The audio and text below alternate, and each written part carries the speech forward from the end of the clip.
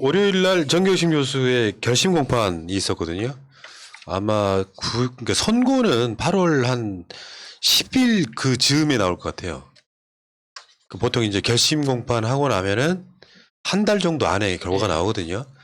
검찰 이 개새들 진짜 1심이랑 똑같이 징역 7년 구형했더니 또 아직도 많은 분들이 무슨 검사가 증거가 나왔는데 판사가 7년이나 선고했냐 이렇게 받아들이시면 안 되고, 검찰은 본인들의 주장이 굉장히 지금 중죄를 지은 것처럼 구형을 해야 되는 상황이에요. 예. 그러니까 내가 개인적으로 받아들이기에는 검찰이 지금 여러 가지로 몰리니까 여기서 후퇴해버리면 안 되잖아.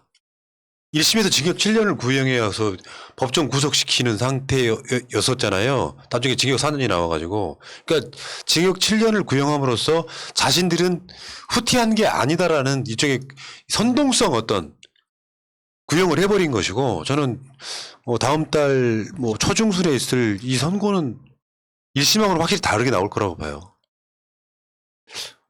걱정이 됩니다. 지금 그 4년을 선고했던 그 1심에서 그게 너무 비정상적이었기 때문에 2심에서 이제 정상적인 판단이 나올 거라고 기대하고 있지만, 지금까지 법원이 보여줬던 그 태도들은 그 자체도 또 굉장히 상식적이지 않았거든요. 전문가를 불러서 검증을 해보자, 양쪽 토론을 붙여서 들어보자, 너무 상식적인 요구잖아요. 그걸 기각했던 그 재판부의 태도 자체가 여러 가지 걱정을 하게 만듭니다. 예.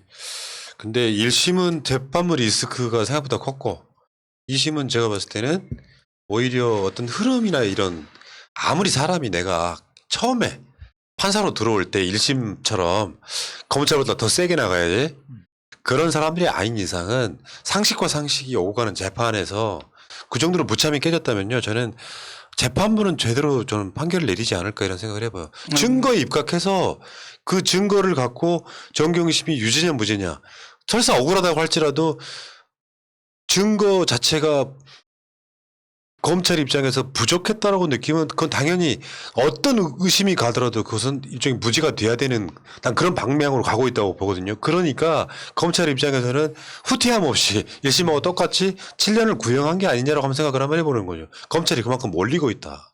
네, 저는 우리 쪽에서 항소를 해놓은 부분이 있고 분명히, 그리고 이제 기존에 검찰에서 증명했다라고 했던 부분들이 많은 부분 탄핵이 됐습니다.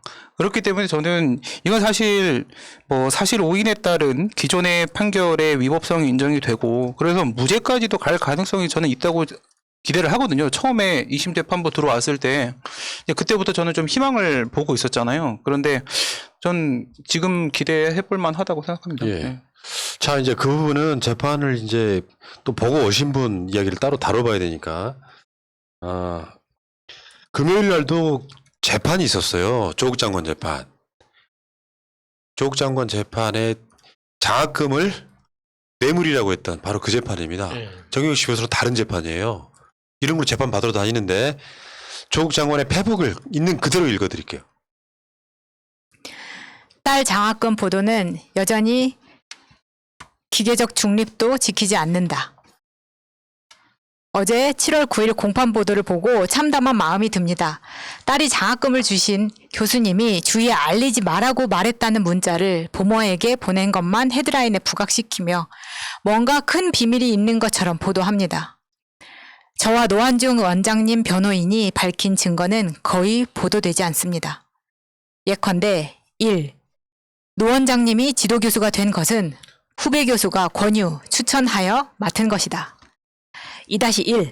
외부 장학금의 경우 수혜자를 지정하면 그냥 그대로 장학금을 지급하고 성적 제한을 두고 있지 않아 성적과 무관하게 장학금을 지급된다. 딸 장학금 수여와 관련하여 부산대 장학위원회에서 노 원장께 주의를 준 적이 없다. 2-2. 딸이 유급 후 학업 포기를 고민한 상태에서 지도교수로서 지도 학생을 격려하고 위로하는 마음에서 장학금을 지급한 것이다. 이후 노 원장은 지속적으로 딸의 학습 상태를 점검하고 지도하였다. 노 원장님 변호인 표현을 빌리자면 당시 딸은 관심 학생이었다. 2-3.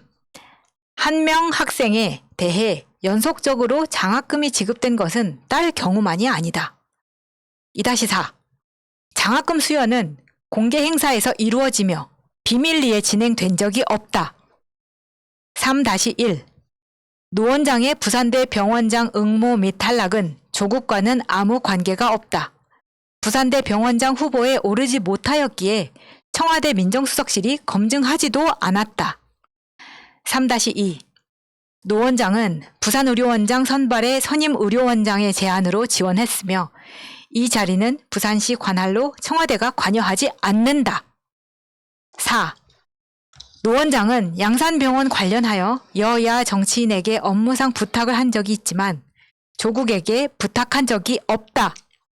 부산대 병원장이든 부산의료원장이든 노 원장은 조국에게 청탁을 한 적이 없다. 노 원장과 조국 사이에는 총 3-4회 정도 의례적 문자 교환이 있었을 뿐이다. 요거를 이름하여 상상 임신이 아니고 상상 기소라고 하더라고요. 아니 딸한테 준 장학금 그것도 민정수석 되기 전부터 주던 장학금을 뇌물로 이건 사실 말도 안 되는 재판이거든요. 예. 근데 지금 전후 사정을 1부터 시작해서 4까지 쭉 이렇게 쓰셨잖아요. 근데 언론이 보도를 안 합니다. 심지어 딸의 장학금을 뇌물로 받은 조국이라는 이미지만 계속 남아있을 뿐이에요. 그러니까 이게 서울에서 생활하면서 학교 다닌 그 엘리트 의식이 투철한 이 기자들은 장학금이라는 게 성적이 좋아야지 받는 거지 성적이 안 좋은 사람이 왜 장학금을 주느냐 그 자체가 뇌물의 성격이 있다. 이거를 검찰의 주장 그대로 받아쓰기에 너무 쉬운 조건을 갖고 있는 것 같아요.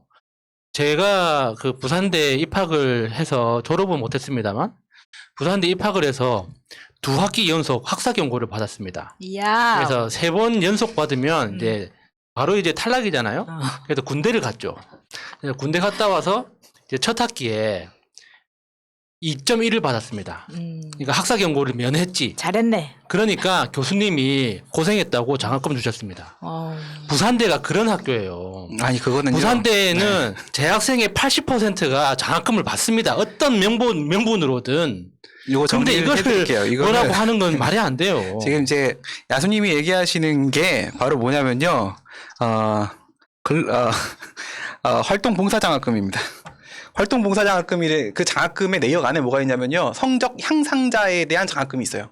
아니 부산대는 네. 상상을 초월하는 장학금들이 많다니까요. 그러니까 지금 이 그뿐만 아니라 성적이 낮은데 지금 유급이 됐다라는 거 아닙니까? 조민 씨가 당시에 학업을 포기하고 싶었다라는 거예요. 전 이 기사를 보면서 이 페북 내용을 보면서 가슴이 아팠던 거는 조국 장관님이 자신의 딸에 대해서 관심 학생이라는 표현을 쓰고 있습니다. 관심 학생이라는 표현을 쓰고 있어요. 이게 말은 뭐냐면 우리가 군대에서 고문관이라고 얘기하는 관심병사라고 얘기하죠. 네, 그만큼 문제가 있는 상황이었다라는 것을 인정하면서까지도 지금 말씀을 하시려고 하는 거고요. 이 부분이 상당히 가슴이 아팠는데, 네, 지도교수였습니다. 지도교수는 우리가 학교로 치게 되면 담임 선생님 같은 거예요. 아이가 힘들어하고 공부에 전념을 못하고 하게 되면 당연히 신경을 써주게 되어 있고요. 제가 학교 다닐 때, 뭐 2점 몇 점 맞으셨다고 하니까 예를 들어서 설명을 한번 드려보면요. 저도 대학 다닐 때 장학금을 받았는데 장학금 받았을 때 제 학점이 몇 점인지 아세요? 0.64였어요. 0.64. 올 F에다가 D 하나. 뭐 했니? 데모했는데요. 잘했어. 하나도 안 들어갔는데 그 선생님이 D 주신 거 잘못하신 거라니까요. 다 F 주시면 그때만 해도 다음 학기를 그 돈으로 공짜로 다닐 수 있는 그런 게 있었는데 이게 뭐냐면요. 제가 어떤 해에 학원자주와 투쟁국장이라고 이제 교육국 이런 거예요. 그런 거를 제가 담당할 때 이 장학금을 담당을 했었는데 지금 잘 기억도 안 나고 제도가 바뀌었을 것 같아갖고 다시 한번 검색해 보니까 큰 차이가 없어요. 그래서 숙명여대 거를 하나 가져와 봤는데요. 옛날과 똑같더라고요. 학업 우수 장학금 이게 우리가 알고 있는 성적 장학금이에요. 뭐 단과대 수석 장학금, 학부 수석 장학금 이런 겁니다. 두 번째 활동봉사 장학금. 제가 받았던 게 학생의 임원으로 받은 거예요. 응원단도 줘요. 응원단도 주고요. 홍보대사, 사진 찍는 얘들도 이 봉사 장학금을 줍니다. 예, 제가 받았던 게 이거예요. 그러니까 성적하고 아무 관계 없고요. 근로생활 장학금 제가 이거 폐지시키려고 노력했던 건데 그냥 가게 곤란한 학생이면 주는 돈이었어요. 근데 언젠가부터 대학들이 가게 곤란한 학생들한테 와서 노동을 시켜요. 지금 노동을 시키고 그에 대한 대가로 돈을 줘요. 알바비가 조금 높아요. 이런 식이고 그 다음에 조민 씨가 받은 게 기금 기탁 장학금이에요. 기금 기탁 장학금은 동문이나 기업 또는 이런 사람들이 기금 기탁을 하고 정해진 사람에게 돈을 주게 돼 있어요. 성적과 아무 관계가 그러니까 없다는 거죠. 노한중 원장의 어머니가 그 돌아가실 때 부의금으로 만든 네, 소천장학회. 그 부조금 모아가지고 장학재단을 만든 거고 그 장학재단이 공식적으로 기탁장학금을 만든 거고 그래서 노한중 교수가 그것을 집행할 수 있는 재량이 있었던 거예요. 우리가 아무 이 문제가 얘기를 없습니다. 여러 번 했기 때문에 지금 들으신 분들은 아실 거예요. 그리고 이런 관련 인터뷰도 되게 많이 나와서 이 장학금이 문제가 없다는 것을 아는 사람은 아는데 지금 조국 장관이 페북에서 문제를 지적한 것처럼 여전히 언론이 기계적 중립도 지키지 않기 때문에 한쪽 이야기만 하잖아요. 제가 주말에 정말 충격적으로 이게 얼마나 심각한지를 느꼈는데 저 외삼촌이 미국에 사시는데 들르셨다가 한국에 와서 어제 저녁 식사를 가족들하고 했어요. 삼촌이 뭐라 그러냐면 야 네가 그런 방송을 한다고 하니까 내가 하는 말인데 조국 딸은 시험 한 번 안 보고 고대를 갔다는 게 자기는 너무나 어처구니가 없다는 거예요. 내가 순간 진짜 밥을 먹다가 탁 이래 엄마가 손을 딱 잡더라고 참으라고. 밥상 엎어버리고. 아니 근데 외삼촌은 제가 정말 존경하는 사람이라 평소에 그런 이야기 그렇게까지 이해를 못하고 있을까 생각을 했는데 이게 이미 교포사회나 비행기 안에서 이야기를 들으면 조선일보만 보고 조선일보에 최적화되어 있는 환경이 있다 보니까 지금 장관님이 이렇게 이야기한 것처럼 기계적 중립도 지키지 않는 걸 보는 사람들은 이게 전부 다 조국에 대한 그렇죠. 고정관념이 완전히 박혀 있는 그러니까 상태인 이게 거예요. 이제 새날 같은 방송을 봐야 되는 이유가요. 아주 간단하게 이번 재판에서 변호인이 저걸 들었다고 하잖아요. PPT 띄우면서 노스트라다무스 띄워버렸다고요. 그러니까 노한중 교수가 노스트라다무스냐고. 그러니까 2016년도 1학기부터 돈을 주기 시작을 했어요. 200만 원밖에 안 돼요. 그 돈을 주기 시작을 해 장학금을 주기 시작했는데 열심히 공부하라고. 2016년도면 언제입니까? 박근혜가 나는 새도 떨어뜨리던 때예요. 근데 박근혜가 조금 있으면 탄핵이 되고. 두 번째, 그럼 그 다음에 대선 후보로 나오는 그 수많은 여야의 후보들 중에서 또 유독 문재인 대통령이 당선이 되고, 그 다음에 그 이후에 다시 세 번째 시간이 지나가지고 조국 장관이 청와대에 입성하면서 똑딱 민정수석에 들어가고, 그거를 예상한다는 것 자체도 그렇죠. 말이 안 되는 것이고요. 그래서 한마디만 드리면, 이 정경심 교수와 조민 씨 사이에서 문자가 왔다 갔다 했는데, 이 장학금 받은 거 비밀로 하자고 했으니까 겉봐 문제 있는 거자라고 얘기를 하는데, 사람 아픈데 건들지 마세요. 지금 공부를 잘했습니다. 고등학교 때까지. 그런데 공부를 잘했다고 해서요. 대학 가서 그 전공이 자신의 적성에 맞는 사람, 안 맞는 사람 엄청 많습니다. 그래서 유급을 당하고 다음 학기 휴학을 했고 학업을 포기하려고 하고 있는 상태에서 받은 장학금입니다. 이게 관심 학생이에요. 그러니까 적성에 맞지 않아서 자신의 학업 부진을 증명하는 장학금이기 때문에 어디 가서 자랑할 수 있는 게 아닙니다. 성적 장학금이 아니라고요. 그렇기 때문에 비밀로 하고 그냥 묻어주자. 어디 가서 얘기하지 마라 얘기한 거지. 이걸 문제 삼으면 안 됩니다. 아니 근데 이거를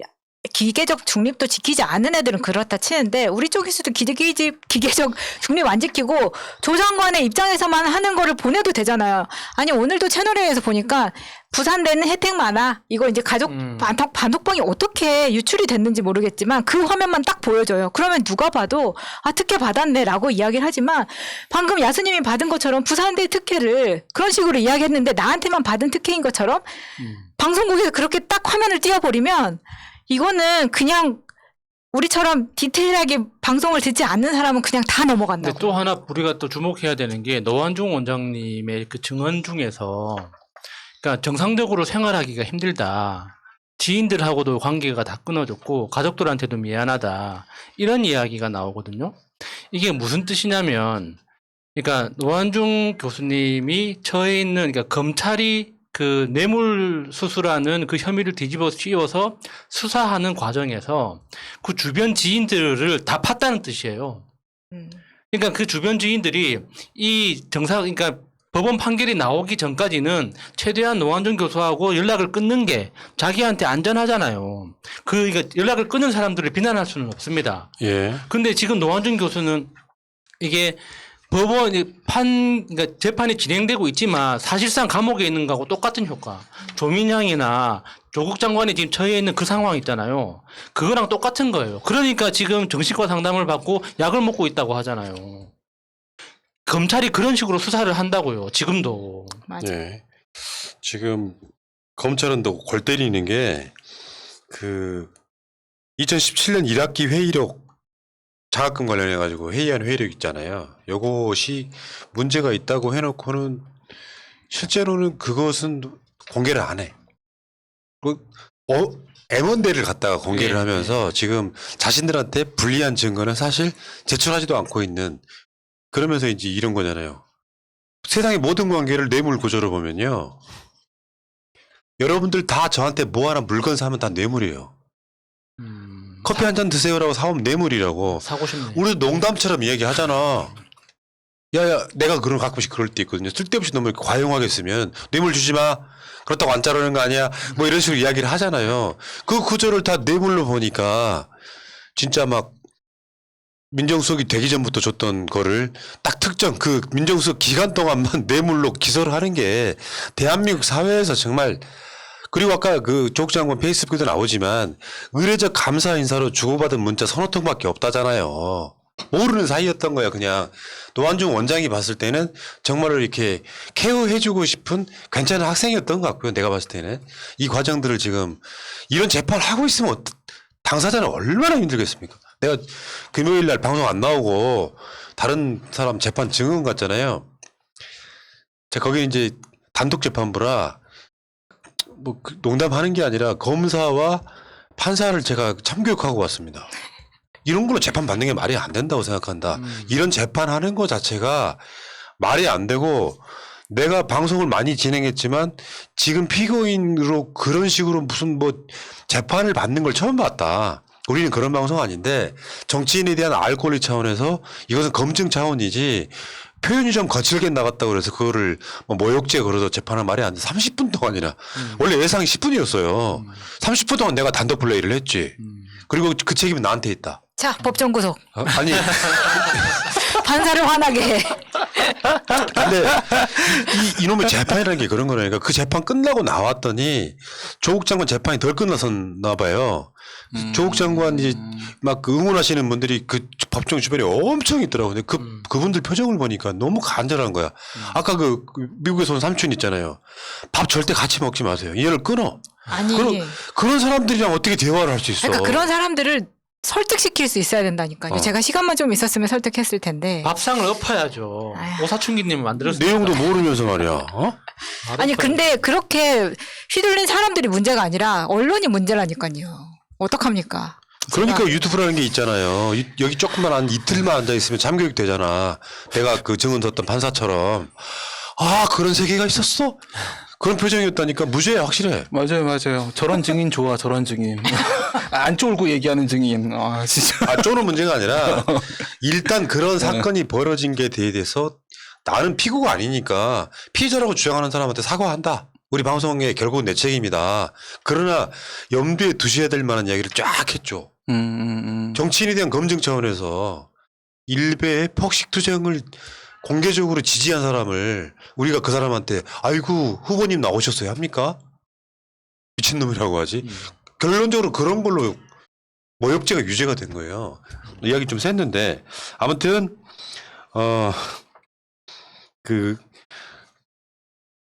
뭔가 상상을 통해 가지고 이런 식으로 기소하고요. 학생에게 주던 장학금은 몇 년 후에 아버지가 민정수석이 되자 뇌물이 되었고 기소가 되었다. 수사를 받고 있던 사업자가 외국에 있는 검사 부인에게 보낸 돈은 지인 간의 금전거래로 분리소가 되었다. 엿장수 마음대로도 이보다는 낫겠다. 그러니까 그게 갑자기 뇌물이 된다는 게 말이 안 되는 게요. 연속해서 장학금이 6번에 걸쳐서 이렇게 지급이 되고 있어요. 그런데 이거를 살펴보면 시점이 6번에서 앞에 3번은 민정수석 되기 전이에요. 그 다음에 뒤에 3번은 민정수석이 된 후예요. 그러면 멀쩡하게 받고 있었던 장학금을 아버지가 민정수석이 됐기 때문에 더 이상 지급하면 안 되는 겁니까? 아버지가 대통령이면, 아버지가 민정수석이면 불이익을 줘야 되는 거냐고요. 말이 안 되는 거잖아요. 자신 능력에 의해서 인정받을 수 있는 부분이 있는 거고, 그 다음에 지도교수의 배려에 의해서 인정받을 수 있는 부분이 있는 것이고, 그것이 아버지가 고위공무원이 됐다라는 이유로 반대로 역차별을 받아야만 하고, 그 역차별을 주지 않는다면, 괴롭히지 않으면 뇌물이 된다라는 이런 논리가 어디서 생성이 되는 것인지, 방금 전에 푸나님이 이제 그런 말씀을 하셨는데, 재판부에서 고개를 끄덕이면서 그렇다. 사실 저도 그런 경우를 되게 많이 느끼는데요. 판사들이 어렸을 때부터 20대부터 그냥 판사만 하면서 세상에 대한 경험치가 없어요. 엄청 바쁜 거 알아요. 그래서 하루 종일 판결문 쓰고 있는 거 압니다. 그래서 그런 만큼 뭐예요? 사회적 경험이 없습니다. 그런데 나의 경험치에 따르면 이렇게 판결문을 쓴다는 거예요. 그들은 세상 경험이 없다는 거예요. 네. 그러니까 이제 조국 장관 이 건은 제가 봤을 때 유죄 나오기 힘들고요. 정경심 교수 재판에 대해서 이제 모 변호사는 되게 불안해하던데 문득 영감이 떠올랐네. 이번 코로나 4차 팬데믹 때문에 사법부에서 재판들을 대부분 연기해달라고 얘기를 했어요. 네네네. 근데 지금 정경심 재판부는 이 결심 공판을 강행을 했단 말이에요. 좋게 한번 해석을 해보면 공판이 계속 연기가 되면요. 정경심 교수가 갇혀있는 시간도 길어져요. 그럴 수도 그러면 있다. 저는 이제 제가 생각했을 땐 그렇습니다. 다음 달 초중순에 선고가 나올 때 최대한 저는 정경심 교수가 갇혀있는 시간도 좀 짧아지는 쪽으로 저는 해석을 하고 싶다는 거예요. 만약 이게 2주 더 미뤄지다 보면은 정경심 교수 선고는 막 9월 달, 10월 달에 나올 수도 있거든요. 그런 관점으로 한번 좋게 생각을 해보고 싶다. 저는 그렇게 말씀드리고요. 이야기는 여기까지.